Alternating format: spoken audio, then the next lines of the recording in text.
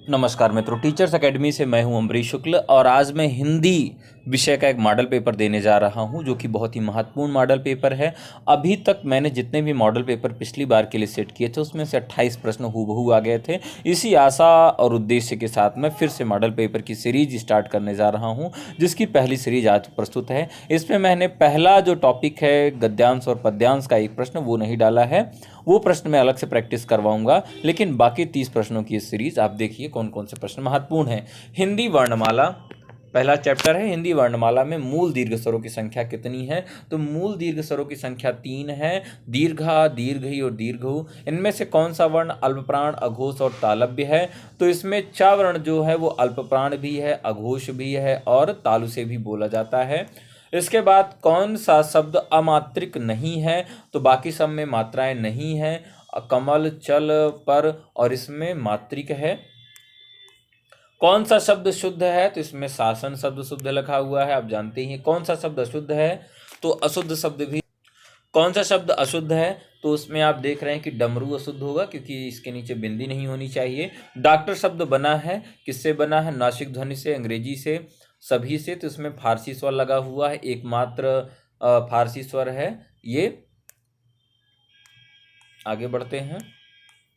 हिंदी वर्णमाला में मात्राओं की संख्या कितनी है? तो हिंदी वर्णमाला में मात्राओं की संख्या केवल 10 है क्योंकि हर्षवा की मात्रा नहीं होती है। कौन सा विराम चिन्ह अंग्रेजी का नहीं है? तो पूर्ण विराम जो है वो अंग्रेजी का नहीं, बाकी सब अंग्रेजी के ही विराम चिन्ह हिंदी में लिए गए हैं। सुधा का विलोम शब्द है, तो अशुधा, विशुधा और नसुधा नहीं होगा, हलाहल होगा इसका सही उत्तर। इसमें कौन सा रात का पर्याय नहीं है? तो तमस्त्रा भी है, छपा भी है, निशीथ भी है, छपा करी नहीं है। संज्ञा के मूलतः कितने भेद अंग्रेजी के प्रभाव से हुए हैं? तो 2 भेद अंग्रेजी के प्रभाव से हुए हैं, बाकी उसके मूलतः हैं। इनमें से जो अंग्रेजी के प्रभाव से हुए द्रव्यवाचक और समुदायवाचक हैं। इनमें से कौन सा शब्द अतुकांत है? तो अतुकांत जिसमें राइम न मिले, अर्थात जय आहट, सजावट और राख और नली 2 मिल रहा है, 2 नहीं मिल रहा है। चाकू का बहुवचन होगा जिसमें दीर्घ की मात्रा लगी होती है, पुल्लिंग शब्द होता है, स्त्रीलिंग शब्द होता है। उसमें क्या होता है, उसका वचन बहुवचन समान रहता है, इसलिए चाकू का बहुवचन चाकू ही होगा। सरकार में कौन सा लिंग है? तो सरकार में स्त्रीलिंग है। बहुत सारे लोग अपने पत्नी को इसीलिए सरकार कहते हैं। राम मुझसे दूर चला गया में कारक है, तो मुझसे है इसलिए इसमें अपादान कारक होगा, मुझसे अलग होने के अर्थ में। कुछ छात्र पहले से ही टेट पास है, सर्वनाम है, तो इसमें अनिश्चयवाचक है क्योंकि कितने छात्र पहले से हैं ये निश्चित नहीं, इसलिए निश्चयवाचक सर्वनाम है। मुझसे अब खाना खाया जाता है में कारक है, तो मुझसे अर्थात ये कर्ता कारक इसमें होगा। आओ अब चला जाए में वाच्य है। जहां भी भाव की प्रबलता हो, क्रिया की प्रबलता हो, वहां पर भाववाच्य होता है। इनमें से मिठास शब्द है, तो मिठास शब्द जो है भाववाचक संज्ञा है। अगर मीठा कहा जाता तो वो विशेषण होता।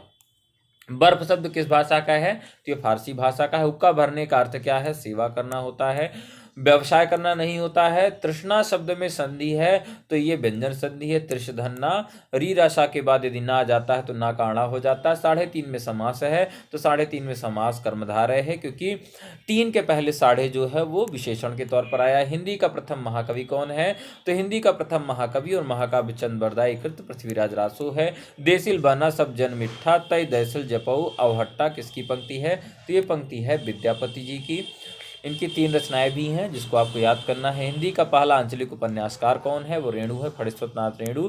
मैला आंचल इनका पहला आंचलिक उपन्यास है। आंचलिक उपन्यास का मतलब होता है ग्रामीण पृष्ठभूमि पर लिखा गया उपन्यास। छाया किसकी कहानी संग्रह है? तो छाया कहानी संग्रह है प्रसाद जी का। बच्चे के भाषाई विकास में समाज की महत्वपूर्ण भूमिका होती, कथन किसका है? तो वायुगुत्स्की का ये कथन है। गद्य अध्यापन के सोपान कौन कौन से हैं? तो ये सोपान सबसे पहले हम देख लेते हैं। सामान्य उद्देश्य, विशिष्ट उद्देश्य, सहायक सामग्री और पूर्व ज्ञान होता है। हंस पत्रिका के वर्तमान संपादक कौन है? तो संजय सहाय हैं। सबसे पहले संपादक प्रेमचंद, उसके बाद राजेंद्र यादव और उसके बाद संजय सहाय जी हैं। तो ये 30 प्रश्न रहे जो बहुत ही महत्वपूर्ण है। इसी तरह की सीरीज मैं शुरू कर रहा हूँ। इसकी पहली सीरीज है, इसके बाद मैं एक अपठित गद्यांश भी आपको सॉल्व करवाऊंगा। ये सारे प्रश्न आप नोट कर लीजिए, बहुत ही महत्वपूर्ण है। इसी तरह के प्रश्न पूछे जाएंगे और मैं निश्चित रूप से आशा करता हूँ कि इसी तरह के प्रश्न पूछे जाएंगे इस बार भी, जिस तरह से पिछली बार भी सारे प्रश्न हमारे ही बुकलेट से आ गए थे। तो मित्रों, ये वीडियो देखने के लिए आप सबको बहुत बहुत धन्यवाद। नमस्कार, शुभ दिन।